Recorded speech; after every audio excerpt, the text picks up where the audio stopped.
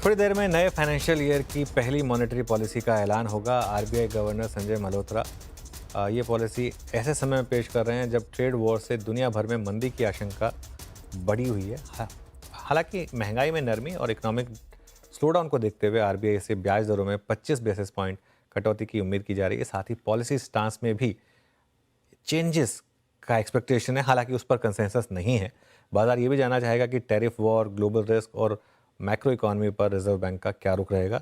हमारे साथ हमारा पैनल तैयार होगा और पॉलिसी पर खास कवरेज के लिए इकरा के chief economist Aditi Nayar, industry expert Sunil Subramaniam और यूटीआई एएमसी में फिक्स इनकम के हेड अनुराग मित्तल मौजूद हैं। पॉलिसी आने के बाद हम और गेस्ट को भी जोड़ेंगे और इस पॉलिसी कवरेज में मेरे साथ विपिन जी भी मौजूद रहेंगे। विपिन जी, गुड मॉर्निंग।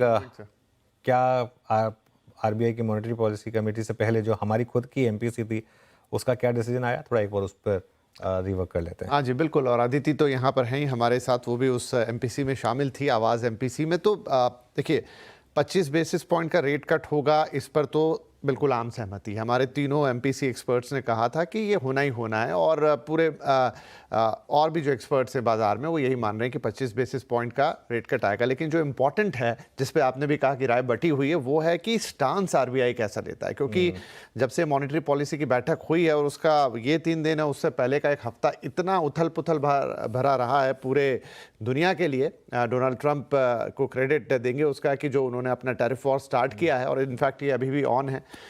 तो वहाँ पर इंपॉर्टेंट होगा कि आरबीआई अपना स्टांस न्यूट्रल रखता है या फिर मौजूदा स्थिति से निपटने के लिए उसे अकोमोडेटिव की तरफ लेके जाता है। अब इस पर राय अलग अलग लोगों में बटी हुई है। कोई कह रहा है कि न्यूट्रल रखेगा, ज़्यादातर का कहना है कि शायद अकोमोडेटिव भी हो सकता है, ताकि वो ज़्यादा बेहतर तरीके से निपट पाए। इंपॉर्टेंट होगा कि आरबीआई गवर्नर आज अपनी रिपोर्ट में और अपनी पॉलिसी में आगे का क्या दृश्य देखते हैं, कैसा वो फॉरवर्ड लुकिंग देखते हैं, और उनका क्या एक अप्रोच होती है इस टोटल सिचुएशन से डील करने की, शायद उस कमेंट्री पे बहुत ज़्यादा नज़र रहेगी।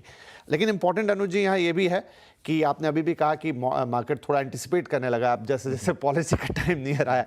ऐसे में अब क्या देख रहे हैं आप, मार्केट कैसा बिहेव करेगा? आई थिंक मार्केट के फोकस में एनबीएफसीज, ऑटोज हमेशा रहते हैं विपिन जी, बैंक निफ्टी।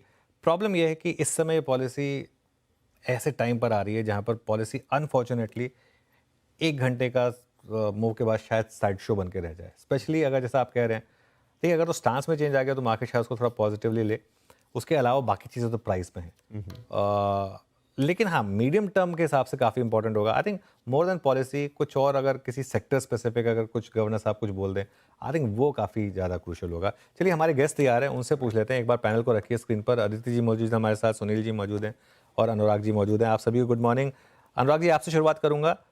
बताइए, मार्केट की नज़र इस समय क्या रहेगी? हमने ग्लोबल बॉन्ड मार्केट में, करेंसी मार्केट में काफ़ी वॉलेटिलिटी देखी है। ऐसे में मार्केट क्या प्राइसिंग करके जा रही है और क्या रिएक्शन हो सकता है मार्केट का अगर 25 बेसिस पॉइंट का रेट कट आया और स्टांस में अगर मान लो कोई चेंज अभी के लिए नहीं आया तो? Good morning Anuj, and thanks for inviting. I think 25 basis market में लार्जली प्राइस्ड इन है, और अगर स्टांस चेंज नहीं हुआ तो उसका मार्केट दो तरीके से उसको रीड कर सकता है। एक तरीका कि शायद आरबीआई लिक्विडिटी, जो आप अगर अभी देखेंगे, आरबीआई एक कंसिस्टेंटली सिस्टम में लिक्विडिटी बहुत एक्सेस मेंटेन कर रहा है, और ऐसे कई दिन हैं जहां ओवरनाइट रेट रेपो रेट के नीचे भी ट्रेड हो रहा है। तो अगर आरबीआई अकोमोडेटिव रखता है, इसका मतलब ये है कि एक्चुअल जो मनी मार्केट रेट्स हैं या ओवरनाइट रेट है, वो रेपो रेट से भी कम ट्रेड होंगे, क्योंकि अगले 3-4 महीने लिक्विडिटी अच्छा रहेगा। दूसरा, अकोमोडेटिव स्टांस का एक और मीनिंग है कि अगली पॉलिसी और अगली 2-3 पॉलिसी में आरबीआई का रुख लिक्विडिटी की तरफ और ओवरऑल रेट्स की तरफ डविश रहेगा।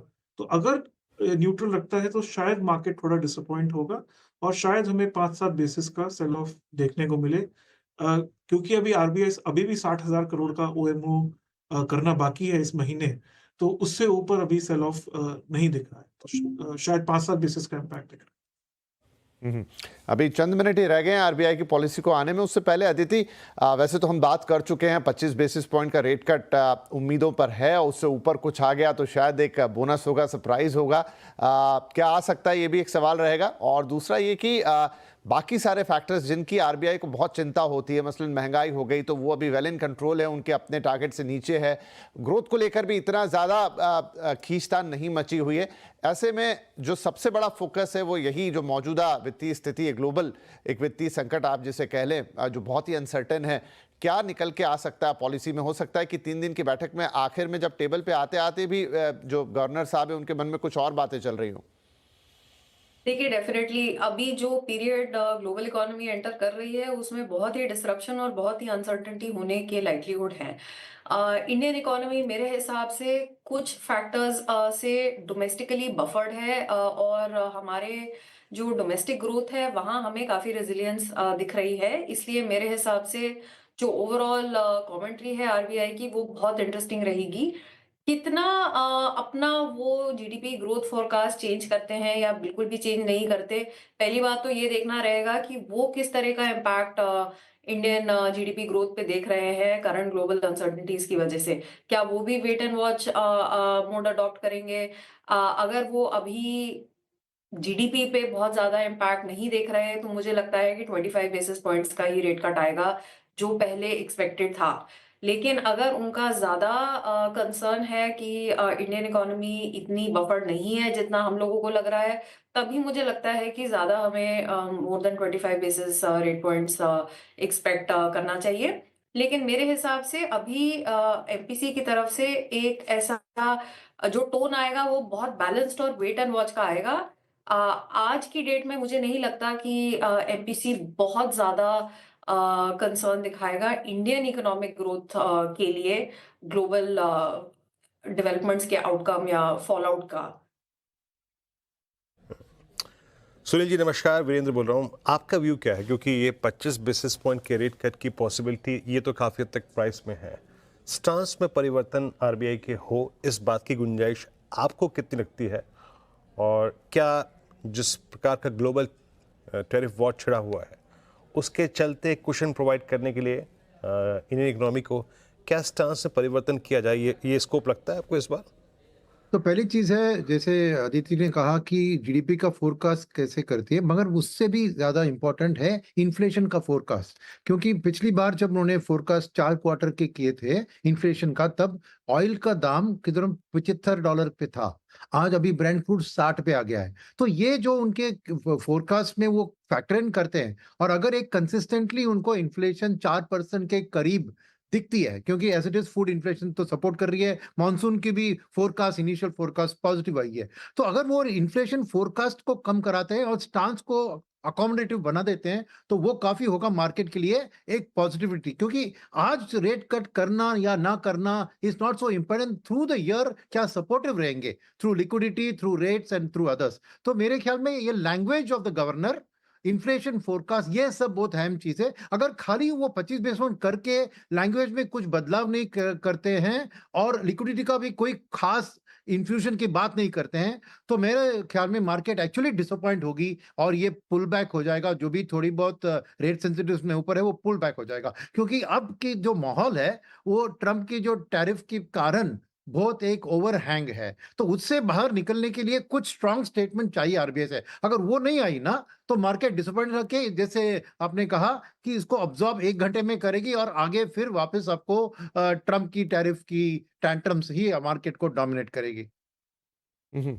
तो अनुराग, देखिए, जैसा सभी कह रहे हैं कि 25 बेसिस पॉइंट रेट कट अब कोई एक इवेंट नहीं रहेगी, ये तो हम सभी मान के चल रहे हैं कि ऐसा होना ही होना है। कुछ ऊपर आया तो अलग एक सरप्राइज है, लेकिन उसके भी चांसेस फिलहाल तो कम लग रहे हैं, शायद वेट एंड वॉच में ही थोड़ा ज़्यादा जाएंगे। लेकिन जो हमारे डोमेस्टिक फैक्टर्स हैं, जैसा फूड ग्रेन का प्रोडक्शन बहुत अच्छा है, मॉनसून का प्रोडिक्शन बहुत अच्छा है, महंगाई अभी नीचे है लेकिन जिन फैक्टर्स पर निर्भर करती है वो भी अभी इन कंट्रोल दिखाई दे रहे हैं, क्रूड आपके लिए इस समय फेवरेबल है, तो आरबीआई की चिंता उस तरफ तो कम ही होगी। बच जाती है ग्रोथ और लिक्विडिटी की बात आप सब कर रहे हैं। तो क्या इन दोनों चीजों को मिलाते हुए शायद वो एक थोड़ा सा अपने कंफर्ट जोन से बाहर निकल के कुछ एग्रेसिव डिसीजन, एग्रेसिव तो गलत वर्ड हो जाएगा, लेकिन थोड़ा सा बोल्ड डिसीजन ले सकते हैं? आई थिंक जो अगर आप उनकी पुरानी पॉलिसी देखें, इवन फरवरी में उन्होंने काफी चिंता जताई थी जो ग्लोबल वॉलेटिलिटी चल रहा है because of all the geopolitical tension. तो लगता नहीं है कि रेट में वो कोई बोल्ड कॉल लेंगे। शायद जो उनको बोल्ड कॉल लेना है, आप देखेंगे लिक्विडिटी में उन्होंने बहुत बोल्ड कॉल लिया है, तब से 5 लाख करोड़ के ऊपर लिक्विडिटी दे चुके हैं, long term liquidity through OMO and FX buy sell swap. तो हमें लगता है कि शायद वो जो भी उनको ले रहे हैं कॉल लिक्विडिटी के थ्रू लेंगे। इस बार ये भी बात चल रही है कि शायद वो जो फोकस है वेटेड एवरेज कॉल रेट, उससे फोकस हटा के सिक्योर्ड ओवरनाइट रेट पे ले जाएं। वो सब आई थिंक माइक्रो मेजर्स जो है आरबीआई के, वो शायद थोड़ा सा बॉन्ड मार्केट को रिलीफ देने में सोचें। नमस्कार,